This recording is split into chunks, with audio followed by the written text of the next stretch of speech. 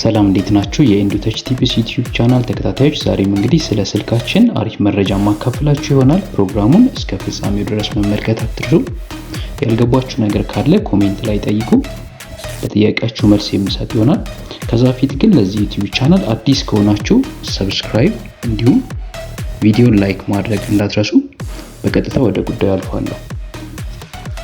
እሺ፣ ስልካችን ሴቲንግ ላይ በመግባት ኢንስታል አንናውን አፕ የሚለውን እንዴት እንደምናጠፋ እናያለን። ይህ ማጥፋታችን በተለይ ጎግል ላይ አንዳንድ አፖች ጠቃሚ መስለውን የምናወርዳቸው ነገር ግን ምንጫቸው ያልታወቀ አፖችን ካወረድን በኋላ ስልካችን ለተለያየ ስርቆት ሊጋለጡ ይችላሉ፣ ወይም ደግሞ እኛን ለመሰለል የሚጫኑ ሊሆኑ ይችላሉ። ስለዚህ እሱን እንዴት እንደምናጠፋ እናያለን። በመጀመሪያ ሴቲንግ ላይ እንገባለን።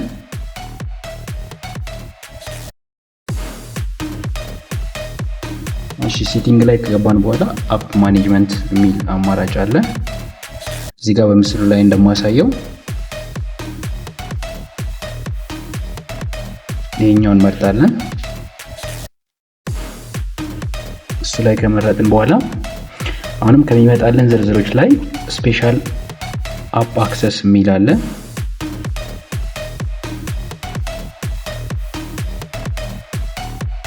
ይሄኛው እሱን እንመርጣለን። እሱ ውስጥ ከገባን በኋላ መጀመሪያ ላይ ኢንስታል አንናውን አፕስ የሚል አማራጭ አለ። እሱን እንመርጣለን።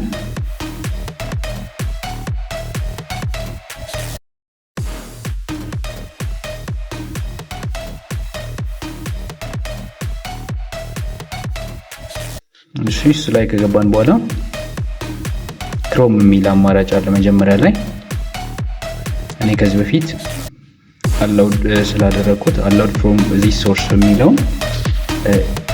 ዲሴብል እናደርገዋለን ማለት ኢኔብል ያደረኩትን እዚህ ጋር ዲሴብል እናደርገዋለን ማለት ነው።